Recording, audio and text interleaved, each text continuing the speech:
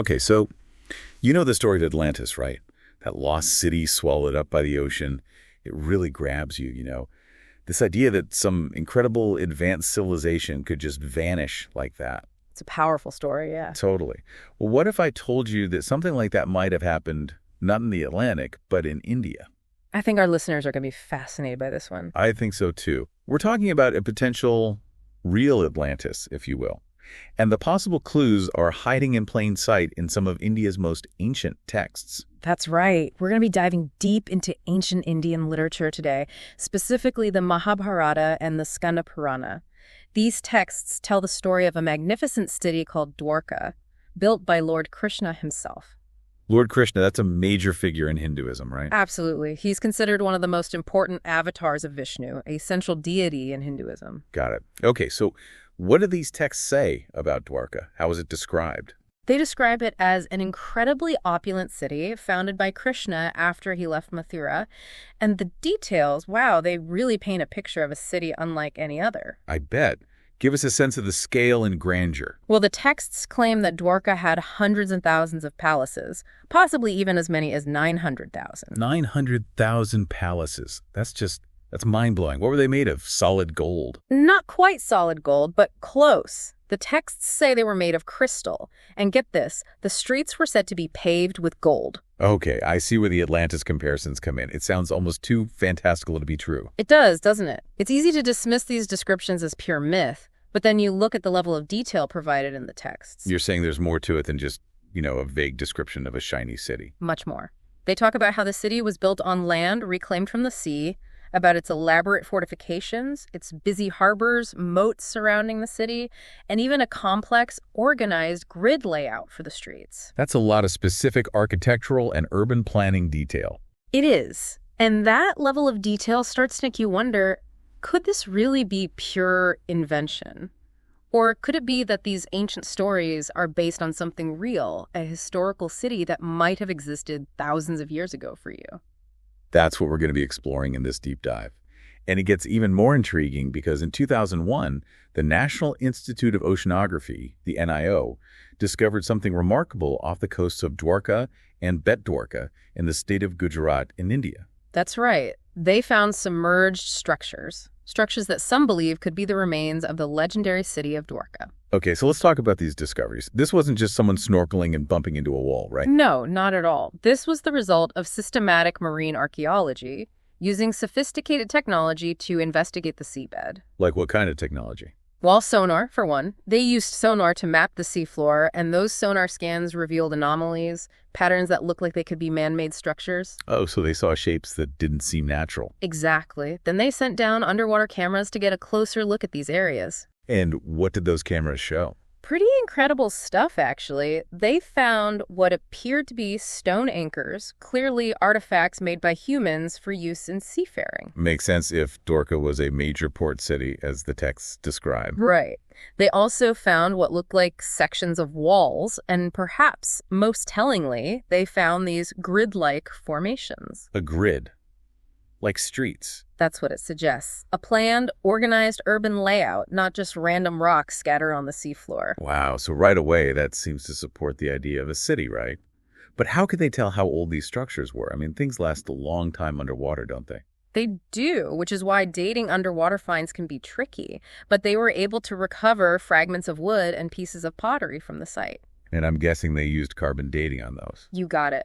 And the results were, well, they were pretty surprising. The carbon dating suggested that these pieces were over 9,000 years old. Hold on, 9,000 years? That's even older than the pyramids in Egypt, isn't it? It is. And to put it in the context of India's history, it predates the Harappan civilization, which was long considered one of the earliest major civilizations in the region. So if that dating is accurate, it really throws a wrench into our understanding of early urban development in India. It does. It suggests that sophisticated cities might have existed thousands of years earlier than we thought, potentially even earlier than some of the most famous ancient civilizations in the world. That's a huge deal. Okay, so we have this carbon dating suggesting a really old site. Can you give us a bit more detail about what they actually found down there? You mentioned walls. Any other specific structures? Yeah, so they found evidence of what might have been a jetty or some kind of port structure. Again, pointing to Dwarka as a major seafaring hub. Exactly. They also found indications of planned enclosures, rectangular areas defined by walls, which again suggests a deliberate urban design, not just random structures. Makes sense.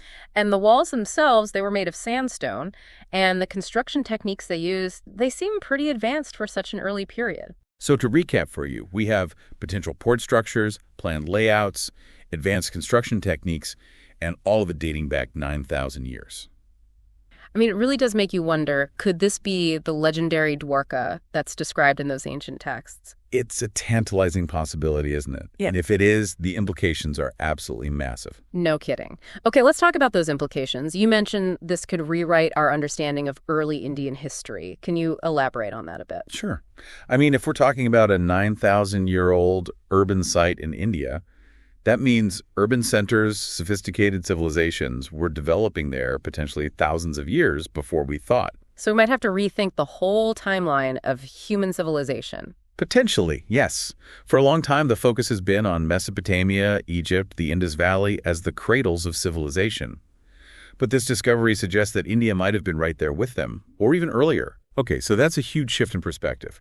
But I can also imagine that a lot of archaeologists might be, well, a little skeptical about all this. What are some of the main arguments against the idea that this is the lost city of Dwarka? Well, there are a few key points of contention. One argument is that the structures might actually be natural formations, just rocks shaped by currents and erosion over thousands of years. So they might look man-made, but actually be natural. That's the argument, yes. Another concern is that the artifacts they found, like the pottery and wood, those might not actually be from that early period. They could have been washed there from elsewhere, carried by currents or something. I see. So they might have gotten mixed up with older material. Exactly. And it's also important to note that the full detailed research on these findings hasn't been widely published yet in peer-reviewed journals. So there's still that need for more scientific rigor and scrutiny. Absolutely. And securing funding for underwater archaeology can be challenging, so that can sometimes slow down the research process. That makes sense.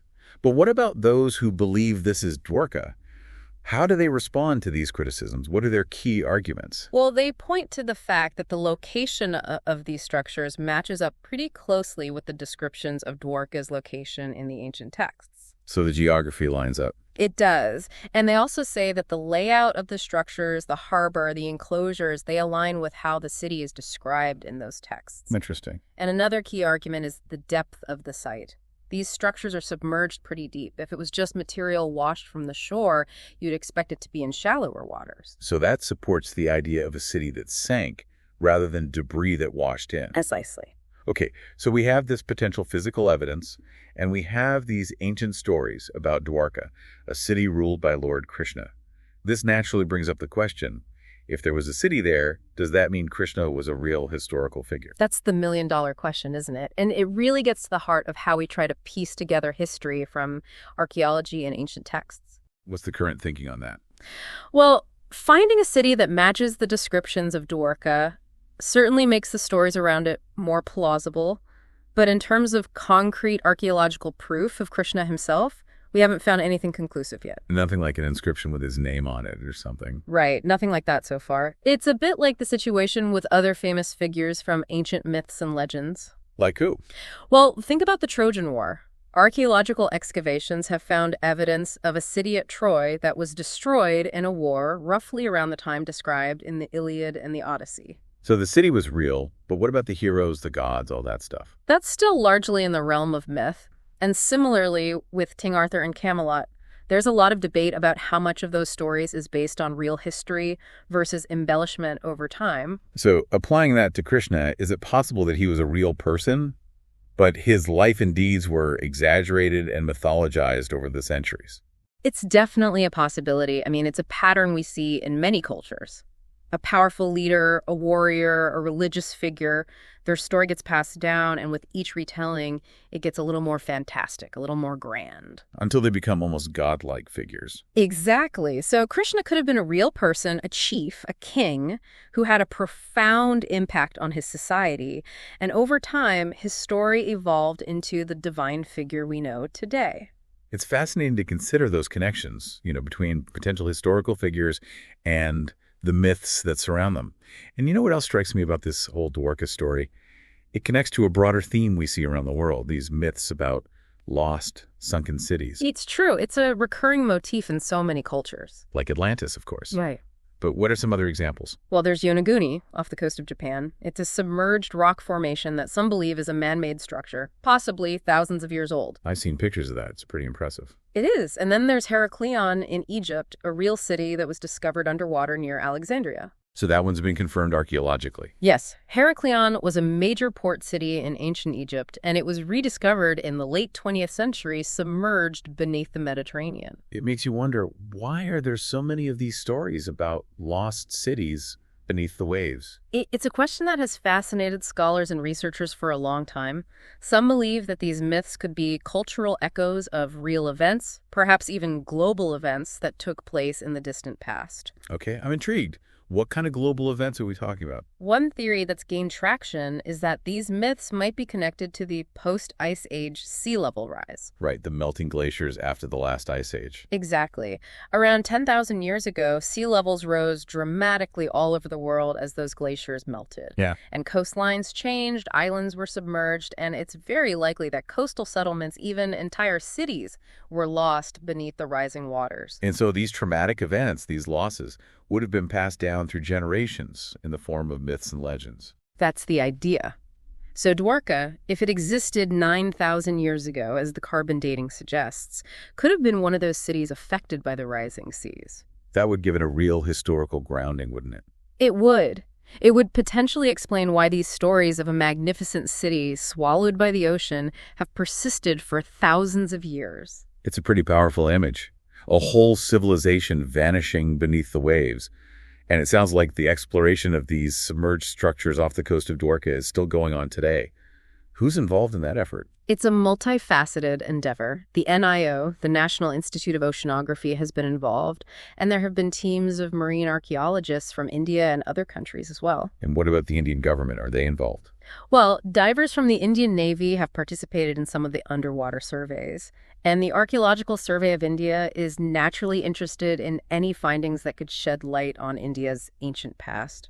I can imagine that a site like this, with its potential connections to Lord Krishna, would generate a lot of interest, and maybe even some controversy. Absolutely. I mean, this is a site that has both scientific and religious significance. How does that play out in terms of the research and the interpretations of the findings? Well, on the one hand, the religious and cultural importance of Dwarka can generate a lot of enthusiasm and support for research. People want to know more about this legendary city. Sure. But on the other hand, it can also lead to, well, let's say interpretations that might be influenced more by belief than by hard evidence. So it's a balancing act, trying to maintain scientific rigor while also being sensitive to the religious and cultural aspects. Exactly. And there have been some disagreements within the scientific community as well.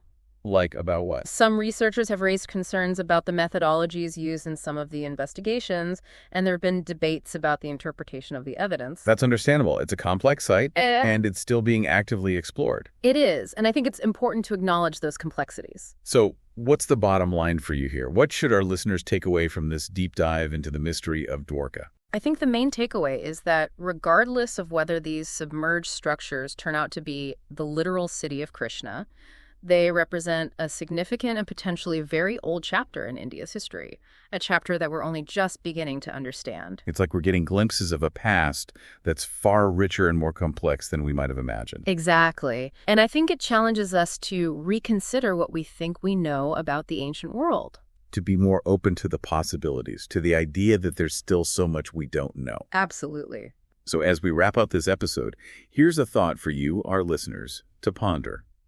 If India's real Atlantis could be hiding just off its coast, what other lost histories, what other incredible stories might be waiting to be discovered, submerged beneath the waves, or buried beneath the sands of time, just waiting for us to uncover them.